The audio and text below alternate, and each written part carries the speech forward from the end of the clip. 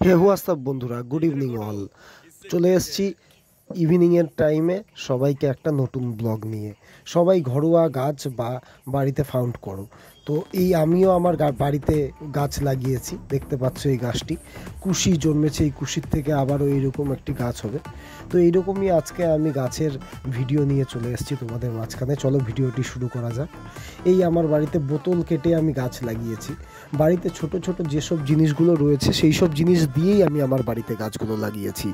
তোমরা দেখতেই পাচ্ছ, যে কোনোভাবেই গাছ যদি লাগানো যায় এবং যদি গাছের ওপর যত্ন নেওয়া যায় তাহলেই গাছ টেকে। মানুষ বলে গাছ যে কোনো জায়গায় যে কোনোভাবে টেকে না, কিন্তু আমি দেখাতে যাচ্ছি আমি ঘরের মধ্যে কোন সব জিনিসের মধ্যে গাছ লাগিয়েছি। আমার বাড়িতে ছোটো মোটো করে ঘরোয়া নার্সারি বানিয়ে তুলেছি। দেখতে পাচ্ছ এটা দোপাটি গাছ, এর পাশাপাশি আরও অনেক রকমের ফুলের গাছও লাগিয়েছি। দেখতে পাচ্ছ এই সবজির চোচা মোচা আমি দিয়েছি, যেটা ঘরে আমরা ওয়েস্টেজ রাখি। এখানে আমি লঙ্কার চারা পুঁতেছি, কিছু রকম লঙ্কার চারা দেখতে পাচ্ছ এখানে হয়েছে। এবং এই ফুলের গাছগুলোও সুন্দর সুন্দর কিছু গাছ আমি লাগিয়েছি আমার বাড়িতে। তুলসী গাছ, সাথে সাথে ভরে দেওয়া ফুল এবং সুন্দর সুন্দর কিছু ফলেরও গাছ লাগানো হয়েছে আমার ছাদে। টুকটুক করে যখন আমি সময় পাই, অর্থাৎ ছুটির টাইমে আমি গাছগুলো লাগাই। এই যে শীতকাল, গেন্দা ফুল দেখেছো, গেন্দার কলিও চলে এসছে। আমি কিন্তু আমার বাড়িতে সাধারণত বস্তার মধ্যে, ছোট কিছু বাটিতে, কিছু টপে, কিছু ঘটে, অনেক কিছু জায়গাতেই আমি গাছ লাগিয়েছি। গাছ যেমন করে লাগাবে, যদি যত্ন নেওয়া হয় তাহলে গাছ সেখানেই হবে। দেখতে পাচ্ছ এটা নীলকণ্ঠ ফুল গাছ। এই দেখো নীলকণ্ঠও ধরে, প্রচুর নীলকণ্ঠ ফুল ধরেছে। এবং হচ্ছে অ্যালোভেরা, তাজা তাজা অ্যালোভেরা বাড়িতে সবাই ইউজ করে, তো অ্যালোভেরা গাছ অনেক কটা লাগানো রয়েছে। তো আমি ছোট ছোট করে কিছু কিছু গাছ লাগিয়েছি, যেগুলো আমার এর মধ্যেই হয়ে গেছে এবং হচ্ছে। তো গাছ লাগাতে আমার খুবই ভালো লাগে, গাছের সাথে সাথে কিছু পরিচর্যা করতেও ভালো লাগে। এখানে বেশ কিছু তুলসী গাছও হয়েছিল এবং সাথে সাথে গেন্দা গাছ আমি বেশ কিছু লাগিয়েছি শীতকালে। আমি গাছের গোড়ায় সাধারণত গোবর সার এবং বাড়ির সার, যেটা হয় সবজির চোচা এবং হচ্ছে ওয়েস্টেজ যা সবজিগুলো রয়েছে, সেটাকেই মিশ্রণ করে আমি মাটির মধ্যে পচিয়ে নিই। এইরকম গামলায় পচিয়ে নেবার পরে সেটা গাছের গোড়ায় দিই এবং জল দিই, যাতে গাছগুলোকে তরতাজা এবং সার হয় এবং জীবাণুমুক্ত হয়। কয়লার গুঁড়োও আমি দিই। এইভাবে আমি ঘরোয়াভাবে পদ্ধতিতে গাছ লাগাই। এখানে লঙ্কার কিছু চারা লাগিয়েছিলাম, সেই লঙ্কার চারাগুলো হয়েছে, যা আমি এর আগে দেখাবো। আমার বাড়ির সামনে কিছু জায়গা করে রেখেছি, সেখানে আমি লাগাবো তুলসী গাছ। এবং এটা আমার বাড়ির ছাদের ওপর ছোট ছোট করে আমি অনেক কিছুর ওপরই গাছ লাগিয়েছি এবং গাছের ওপর যত্ন নেওয়া চালুও করা হয়েছে বহুদিন থেকেই, যার জন্য গাছগুলো আজকে যে কোনো জায়গাতেই আছে না কেন একটু হলেও দেখা যাচ্ছে ফুল এবং ভরেও যাচ্ছে।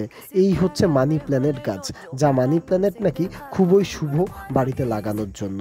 এবং এর সাথে সাথে আমার বাড়ির ছাদের ওপরে ব্যালকনির ধার দিয়ে কিছু গাছ আমি লাগিয়েছি, যা দেখতেই পাচ্ছ। তোমাদের যদি মনে হয় যে এইসবে গাছ হবে না, তাহলে দেখো ধারণাটা ভুল। এই দেখো গাছের লতাগুলো কতটা ঝোপ নেমে গেছে নিচের দিকে। এইরকমই এটা 3 কম্বিনেশনস গাছ আমি পরিচর্যা এবং পরিকল্পনা করে লাগিয়েছি। আশা করি এই সমস্ত গাছের ভিডিওগুলো তোমাদের খুব সুন্দরই লাগবে। এইরকম বোতল কেটে বাড়িতে সবাই ঝুলোতে পারো, যা দেখতে অনেকটা সুন্দর হয়। এই কুশিগুলোও এইরকম করে ছড়িয়ে যাবে চারিদিকে এবং দেখতে অনেকটাই সুন্দর লাগবে। এটা পাতাবাহার এবং নাইট কিং অনেক কত গাছই এখানে লাগিয়ে বছি এবং হচ্ছে সুন্দরভাবে পরিচর্যা করতে হয়, তাহলে গাছগুলো যত্ন সহকারে থাকবে। এইরকম সবজির চোচা তোমরাও দিতে পারো।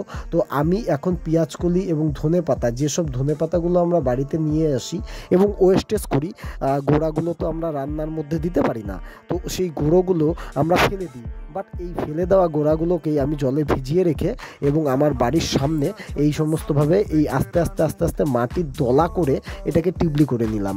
মাটির দলা করে টিবলি করে নিয়ে দেখবে এইভাবে আমি তৈরি করার চেষ্টা করেছিলাম।